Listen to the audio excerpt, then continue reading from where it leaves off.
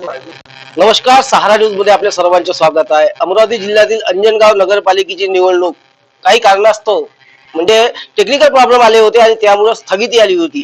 नेमकं 2च दिवस निवडणुकीला राहिले होते आणि ऐन वेळेवर जो आपला निवडणूक आयोगाचा जो निर्णय आहे त्या निवडणूक आयोगाच्या निर्णयामुळे स्थगिती आली आणि पूर्ण वातावरण शांत झालेला होता.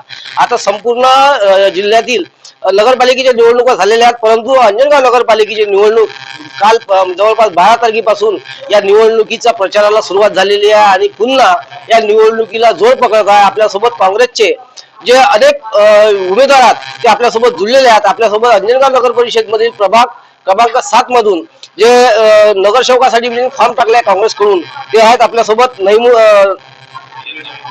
नईमुद्दीन शेख सईउद्दीन हे आपल्यासोबत जुळलेले आहेत. आपण त्यांच्याशी थेट संवाद साधणार आहे.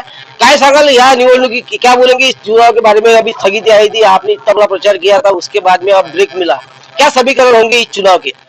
चुनाव के समीकरण तो ऐसे होंगे जैसा पहले जो प्रचार हुआ था अभी भी वैसा के वैसे ही है। हम लोग 100% जीत के आ रहे हैं, इसमें कोई शक नहीं है। ऐसा है कि जब से 2011 से 2016 तक मैं था तब तक के प्रभाग में विकास हुआ था, तब से विकास कुछ हुआ नहीं है। लोगों की अपेक्षा मुझसे जुड़ी हुई है। पार्टी ने मुझे टिकट दिया है कि आप लड़ो कांग्रेस से, और महिला लोगों को बोलना है कि हम तुमको 100% जीत के लाएंगे।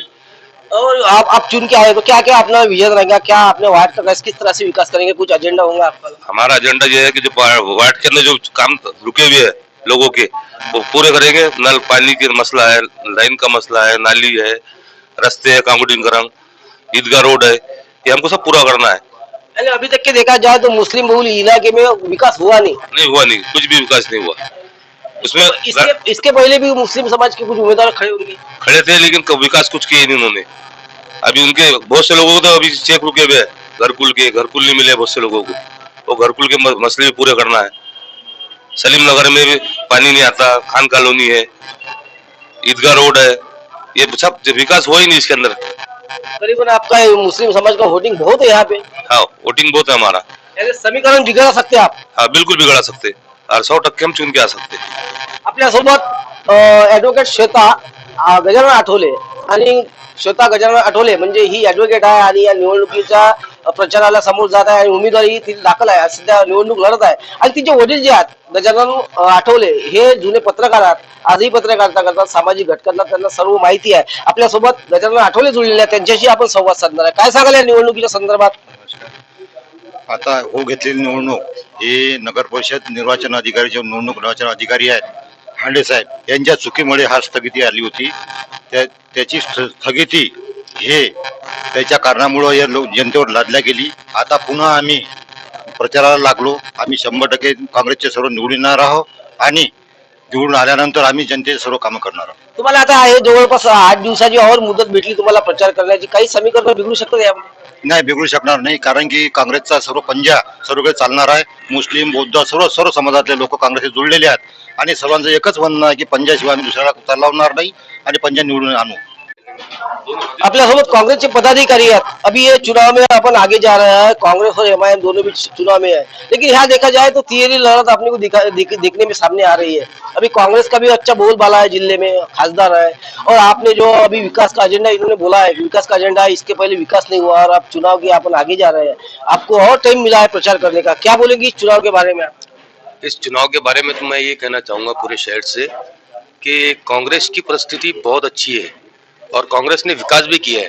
जितनी सारी पार्टियां आई इसके पहले भी 2011 के बाद में विकास हुआ, कुछ लोगों ने विकास करे नहीं, बहुत सारे काम अटके हुए हैं। जैसे मुसलमानों के हर मोहल्ले के काम अटके हुए, रास्तों के मसले हैं, पानी का मसला है, नालियों का मसला है।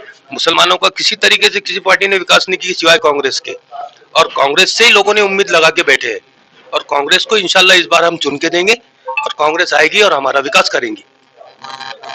अपन देखा जाए अपने साथ में अभी जहीर भाई है और कांग्रेस के ज्येष्ठ नेता है और बबलू भाऊ के खंडे समर्थक है। अभी चुनाव की धुरा इनकी कंधों पर है। अब जहीर भाई से अपन बातचीत करेंगे।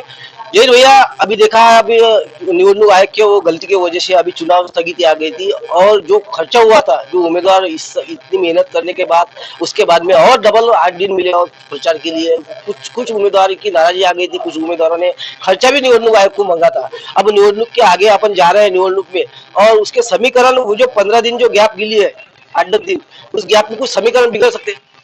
नहीं, समीकरण तो बिल्कुल नहीं बिगड़ सकते क्योंकि लोगों ने और मतदारों ने अपना मत बना लिया है और इस बार वो कांग्रेस को ही जिताने वाली है, क्योंकि कांग्रेस ऐसा पक्ष है, ऐसी पार्टी है कि वो सर्वधर्म समभाव और सबको अपने साथ में लेकर चलने वाली पार्टी है। सभी जाति धर्म के लोगों को अपने साथ में लेकर चलती है। इसीलिए इस बार नगर परिषद पर कांग्रेस का ही परचम लहराएगा और कांग्रेस का ही नगर अध्यक्ष और नगर सेवक इस बार चुनकर आएंगे। प्रचार के बारे में देखा जाए तो भारतीय जनता पार्टी के बड़े बड़े नेता यहाँ पे मंत्री संतरी सब आ रहे हैं, आमदार खासदार वो सब जो भी है, और उसके बाद में शिवसेना के भी आ रहे हैं, लेकिन कांग्रेस का कोई बड़ा दिग्गज नेता आया बड़े ये तो अभी तक की सभा नहीं हुई थी पिछली बार। अब इस सभा में यहाँ पे कांग्रेस के लोग आएंगे क्या पे? बिल्कुल, हमने वरिष्ठों को इस बारे में मालूमात दी है, यानी उनको माहिती दी है कि यहाँ पर भी कुछ कांग्रेस के बड़े पदाधिकारी, बड़े लीडर यहाँ पर आए और कांग्रेस के लिए कैंपेनिंग करें।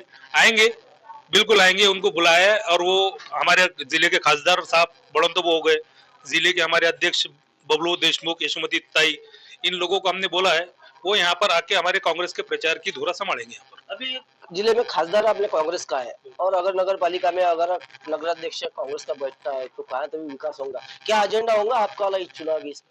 एजेंडा तो देखो, सबसे पहले तो हम ये चाहते हैं कि हमारा जो नगर परिषद की स्कूलें है, मराठी रहे उर्दू रहे, बहुत ही उसका शिक्षण का स्तर एक नीचे जा चुका है। उस स्तर को उठाने के लिए हम सबसे प्रथम, यानी मैं मेरी जिम्मेदारी पर मैं खुद में पर्सनल बोलना चाहता हूँ कि शिक्षण पर ही जोर देना चाहिए। उसके बाद में हमारा आरोग्य है, उसके बाद में बांधकाम है, ये विषय है, ये विषय पर भी कांग्रेस पूरी तरह ख्याल रखेगी।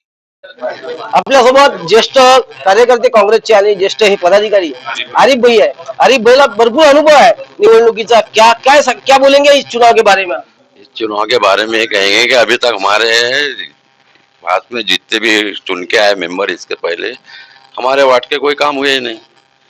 अब हमारा कहना है कि अगर नईम भाई को चुन के लाए तो हमारे वार्ड के पूरे काम हो जाएंगे जो थकित रहे हुए हैं। आप सभी के सब नईम भाई के साथ में? हाँ बिल्कुल, सब हम जितने भी लोग हैं सब नईम भाई के साथ में, और उनको चुन के लाना है।